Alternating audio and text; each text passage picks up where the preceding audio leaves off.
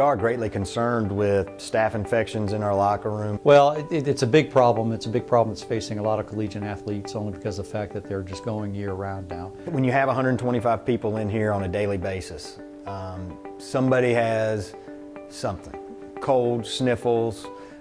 With the outbreak of the flu in North Texas this year, it has been important to help control and create as much of a controlled environment as we possibly can. But if we have the ability to be able to protect the facilities for a longer period of time, I think that just makes good sense so that we can maintain some ideology of making sure that we're staying ahead of the game so we don't cause ourselves any problems down the road. Our athletes live together, they socialize together, they eat together, they're in the training rooms, weight rooms, so it's so important to minimize it, because if we don't, then it spreads. The Zeroblast folks were able to show us conclusively how treating before and after what the results were gave us the benefit of actually having some sort of barrier that was there in place, and then over a period of time to be able to protect that area so that we can sort of negate and control any possible infestation that might occur.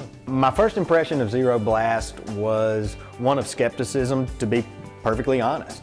But I did learn that right as our 90-day window was expiring, we did start seeing colds start to outbreak within our locker room.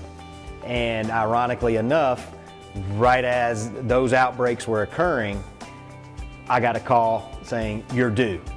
It made a lot of sense to me. So it proved to me that our kids were not missing time due to illness or staff because of the service and the products being used. It provided us a service that could come in quarterly, could actually treat all of our facilities, all of our equipment that's used day in and day out in terms of rehab equipment, and things that, you know, a lot of hands get onto, sweat and dirt and grime and everything else.